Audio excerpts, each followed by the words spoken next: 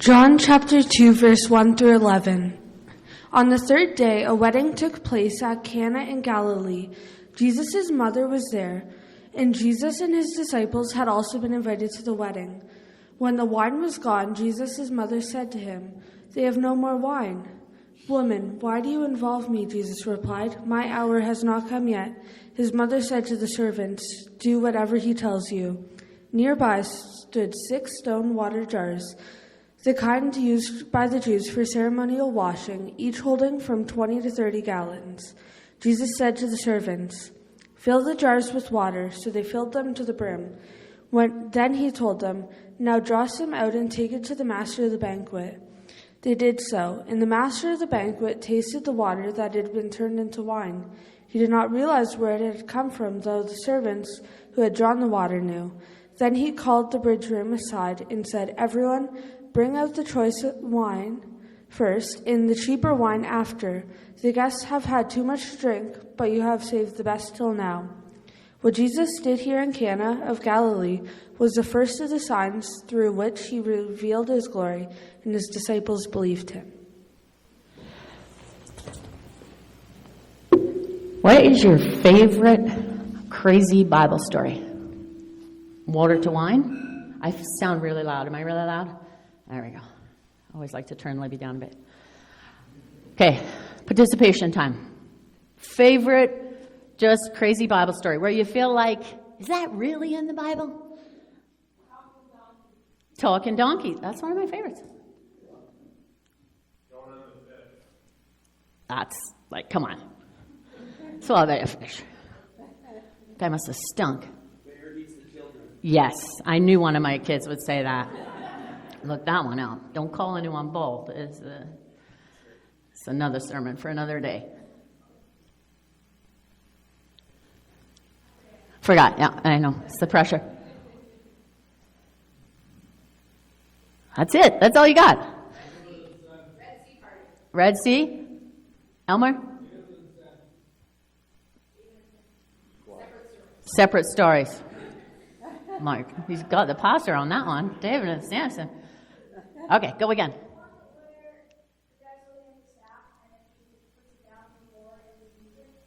Right. And they got to hold his arms up. I can only hold my arms up like 20 seconds. Be a quick battle if I had to. But that was the point. That was a great story.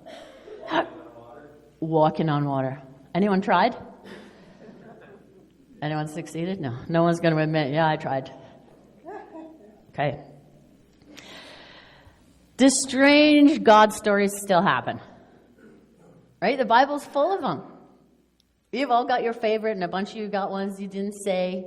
But does God still do strange things? So I'm not going to ask you, this is for all you introverts, you just stick your hand up, we won't make you say anything. But has ever God told you to do something strange? There we go. It's okay. I'm not going to make you say anything. Right. God is still asking us to do strange things. And in fact, our last service at the end of last year, we heard a story from a couple who God told them to give a very large sum of money to an orphanage in Kenya, right, with a little voice saying, "I will provide." We also heard that same day the story of a business owner who decided to match $15,000 of every donation made in the last week of this year. That's a bit crazy, right? Yeah, that's a bit crazy. But then we heard the story of how God provided, that money for the orphanage. And God provided for us as a church this year, and we met our budget this year fully staffed for the first time in a lot of years. God provided. Yeah, woo, thank you. I got one woo. So, strange or countercultural God obedience stories still happen today. Right? 15 of you or so had this when you went to El Salvador. Right? It's a bit countercultural to use your vacation time, to use your money to go serve somebody else. rather than, sit on some beach somewhere and have someone serve you. Right? That's a bit strange. Y'all are a bit strange. But I remember as a teenager reading this book called No Compromise. Anyone read it? The story of Keith Green. And he was a musician, and he included in this book, or whoever wrote the book, included the story of how they were learning about hearing from God. And they decided there was a hitchhiker going along, and they were going to pick up this hitchhiker. They felt like God told them to do this. And then they asked them, where do you want to go? And they were to deliver them exactly where. But it was like hundreds of kilometers detour from where they needed to go. But they did it. And in this nudge, in this detour, they came up with this amazing come and see story. Right? And I remember telling my dad about this book. My dad was a believer. He was a man who had lots of God stories, but he was a farmer. He was a very practical man. And he said to me, Lib, that's a great story. But without God, that's just a silly story. Without God, that's just a silly idea. Right? He was saying to me, don't just go pick up random strangers. Go drive in them. Like, without God, all these things are just silly ideas. So without God, today, our scripture would have been a silly idea. Imagine with me, you're working at a wedding, they run out of wine, and so you fill the jars up with water and serve it to the guests. Right? You'd be thinking, they've had some wine. Maybe this wedding went for days, but even the drunkest guy knows the difference between wine and water. And you want me to give it to him? What would you do? But then suddenly the guy's mother says, do whatever he says. Her name's Mary. I'm imagining she's meek and calm. She's got so much confidence in her son. And there's sort of this peace and knowing, because she has this great relationship with him. And so then that confidence kind of passes over to you, and you do it. You serve water to guests with a straight face, just like this is a normal thing to do. Without God, there'll be a very silly thing to do. So, we're in the beginning of 2026. How do we relate this story thousands of years later to our lives? Don't go serving water pretending it's wine. Without God, these are silly things to do. But I would like to read this story to you again. And as you listen, I would like you to imagine yourself in the story as one of the characters. Okay, the disciples are there, they're watching. Maybe you're one of them. Maybe you are Mary trying to get Jesus to do what you want to do. Maybe you're the host of the wedding. I've run out of wine. Or maybe you're just a silent observer. Maybe you're the person who has to serve it. Okay, but try and put yourself into this story. A wedding took place in Cana in Galilee. Jesus' mother was there, and Jesus and his disciples had been invited to the wedding. When the wine was gone, Jesus' mother said to him, "They have no more wine." "Woman, why do you involve me?" Jesus replied. "My hour has not yet come." His mother said to the servants, "Do whatever he tells you." Nearby stood 6 stone water jars, the kind used by the Jews for ceremonial washing, each holding from 20 to 30 gallons. Jesus said, "Fill the jars with water." So they filled them to the brim, and then he told them, "Now draw some out and take it to the master of the banquet." They did. And the master of the banquet tasted the water that had been turned into wine. He did not realize where it had come from, though the servants who had drawn the water knew. Then he called the bridegroom aside and said, "Everyone brings out the choice wine first and the cheaper wine after the guests have had too much to drink. But you saved the best till now." What Jesus did here was the first of the signs through which he revealed his glory, and his disciples believed in him. So did you put yourself in the story? you are in the story might relate to what you're going through in your life at the moment. So I would like you to take notice of that.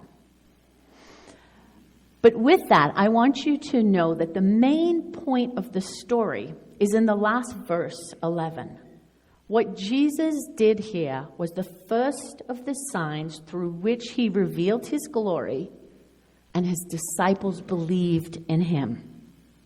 The disciples then went to the others, right? Said, come and see God's glory. Come and see this God who is for us. So in 2026, we all want a come and see story, right? Come and see the God who turns water to wine. Come and see the God who provided our $300,000 budget and $200,000 for 2 different mission trips. Come and see the God who is for us. But how do we get to that point? Okay, how do we get to the point in our story where we are saying, come and see? Because we can't manipulate God into showing his glory.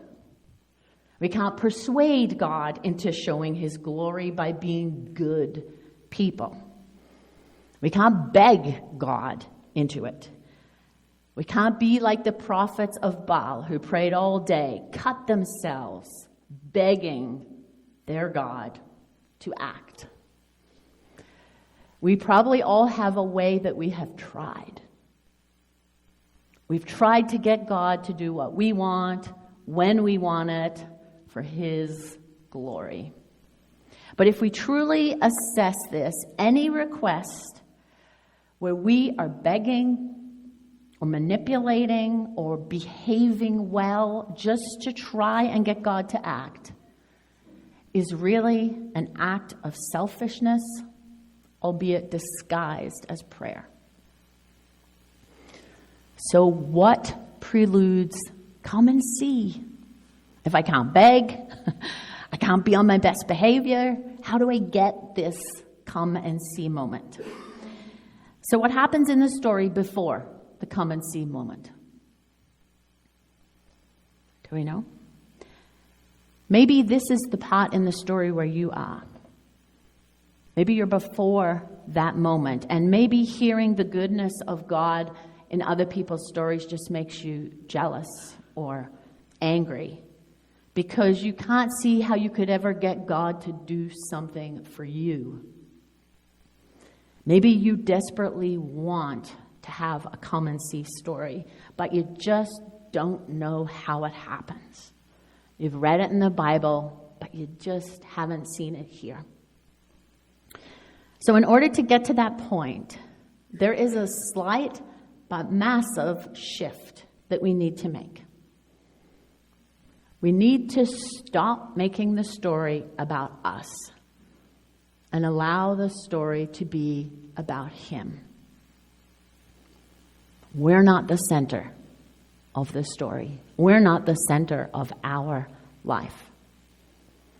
Verse 11, what Jesus did here was the first of the signs through which he revealed his glory, and the disciples believed in him.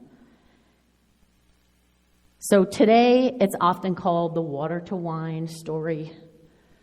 Maybe we think it's a story about a great social dilemma that was solved because water turned into wine. The host didn't have to be embarrassed.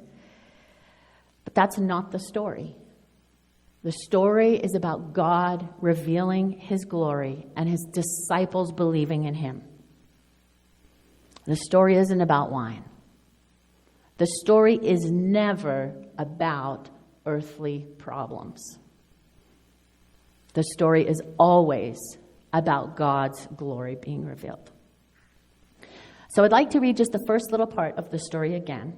And this time, I want you to put yourself in the story as Jesus' mother, Mary. I'm going to add a few little narrative sentences that aren't in Scripture, but I imagine it helps us understand a little better. So here we go. A wedding took place at Cana in Galilee. Jesus' mother, that's you in the story, you were there, and Jesus and his new disciples had also been invited to the wedding. When the wine was gone, Jesus' mother put her hand on Jesus' hand and quietly said to him, "They have no more wine." Jesus leaned in and whispered to her, "Why do you want to involve me? My hour hasn't yet come." Mary nodded, held his gaze a little longer than usual, saw the love in his eyes. Then she gently patted his hand like moms do. She got up from the table, gave him a gentle kiss on the forehead, and then said to the servants, "Do whatever he tells you." Does that change a shift in the story? What I'm trying to show you is what comes before come and see. And it's a knowing. What comes before come and see moment is a knowing of God. Jesus said, "Why do you involve me? My hour has not come." And if we say it like that, it seems like those aren't usually the words you say just before doing the exact opposite. And without being in the room, without feeling the presence, without seeing the body language, by just reading the words on the page, it can seem like Jesus is saying, "Nope." And then Jesus' mother said, "Do what he says." And then he seems like he does the exact opposite of what he says. But there's so much we miss reading words on a paper. And the biggest thing we miss is presence. Mary was his mom. She raised him. She spent every day with him. She watched him grow. She knew his personality. She knew the look in his eye. She knew his sense of humor. Moms, you know what I'm talking about. My mom recognized me once by a hiccup in a bathroom. She walked in. She was like, "Oh, Lib." What? How do you know? Moms, you know. The presence, the knowing. She knew Jesus. So for us, how well do we know Jesus? Have you ever felt like you were in the presence of God?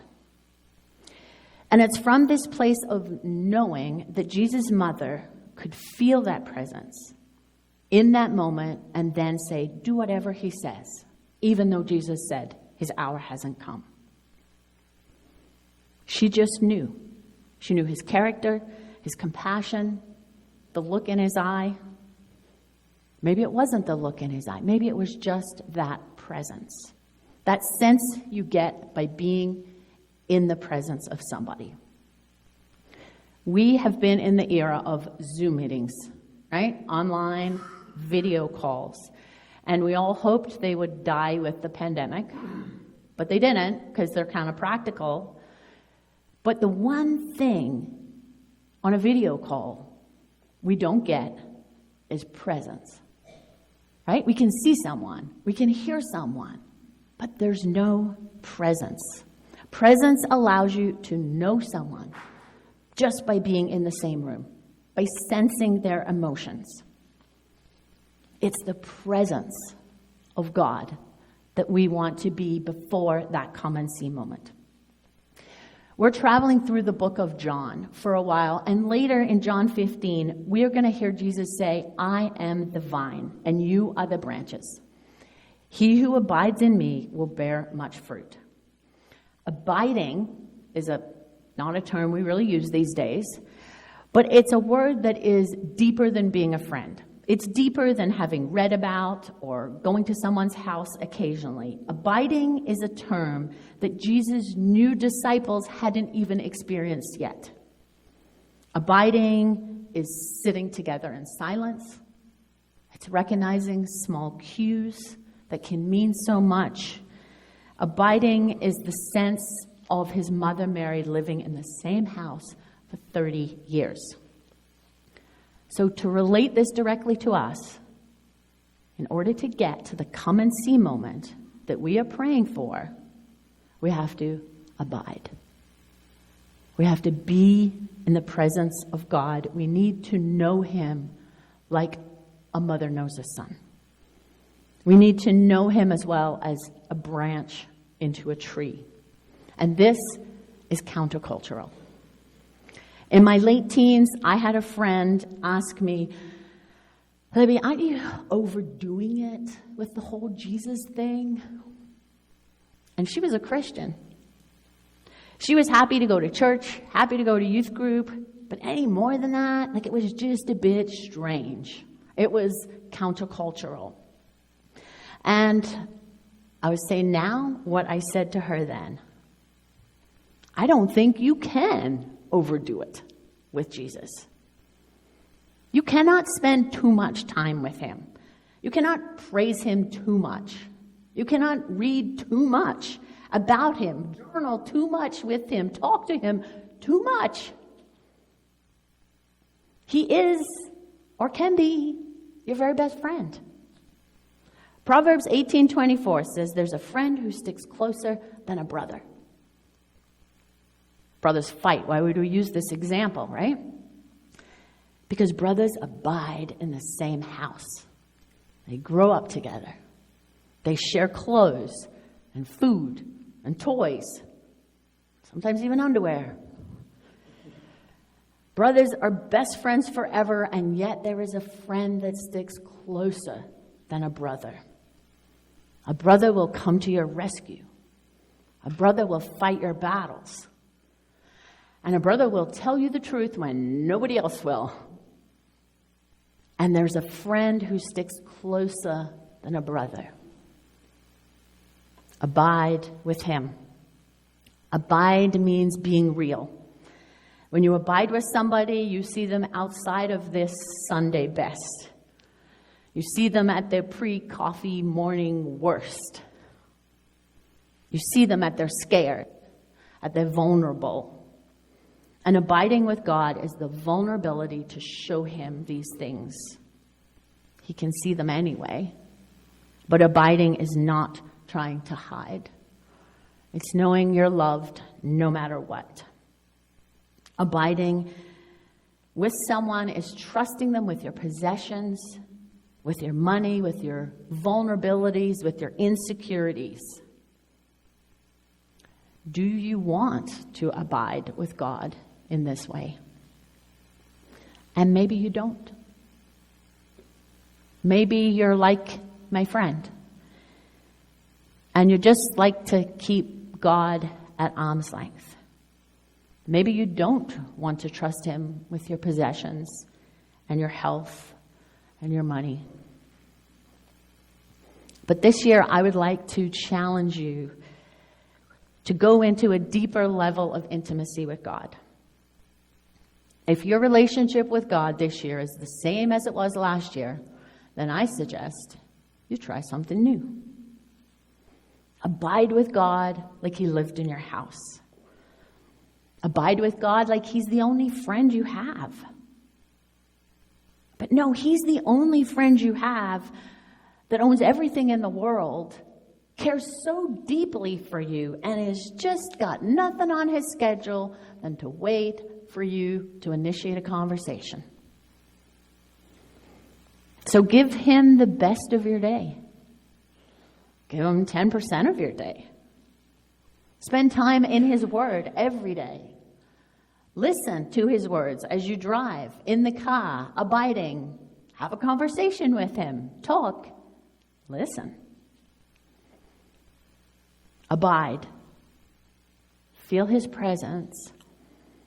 And then ask him what he wants you to do. As Mary said, do whatever he says.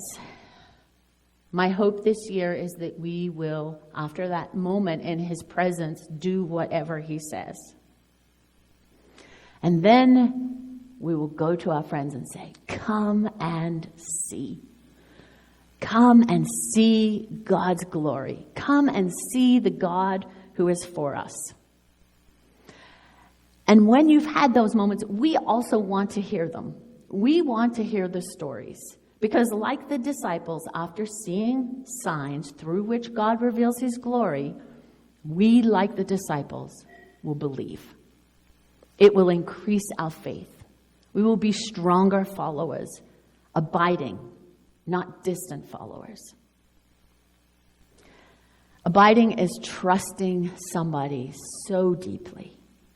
Abiding is knowing somebody so well that you could say to anyone, do whatever he says, knowing it could be crazy.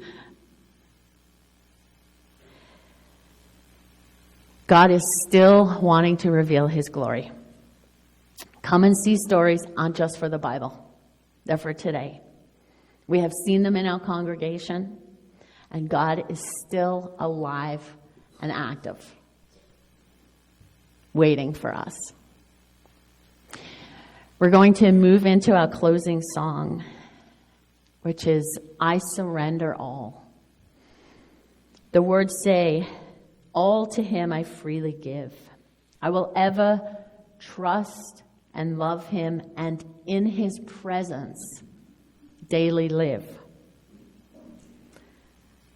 Let me feel your Holy Spirit. Make me know that you're mine. All to Jesus I surrender. Fill me with your love and power. As we sing this song, I invite you to sing it as a conversation to God. We talked about doing strange things, serving water to wine, serving water to wedding guests. In this song, if you feel like you would like to come to the altar, we call this an altar. It's just an old-fashioned term. Come to the front, right? The altar is where we give things to Jesus. So it's why we call it that.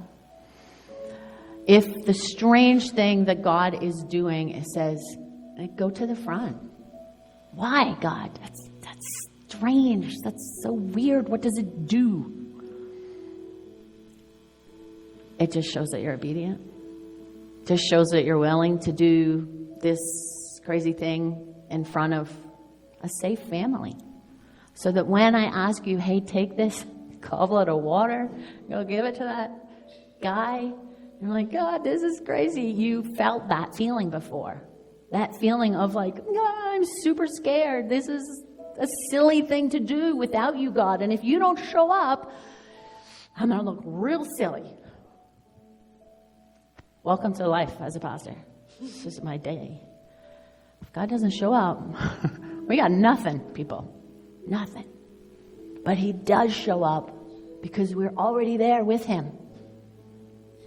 Okay, so without God, don't just go doing silly things.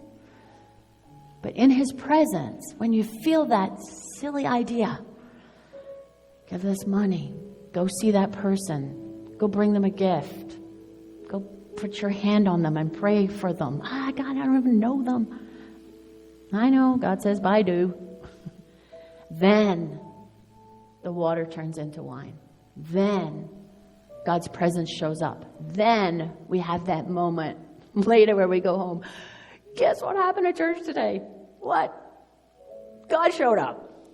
Come and see what God did.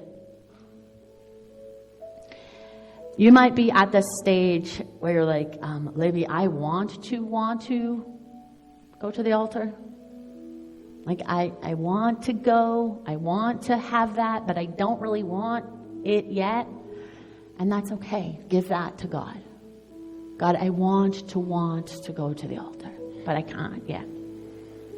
So come and sit and be with Jesus. He's worth it. You cannot overdo it with him. So let's just spend some time with him singing this song.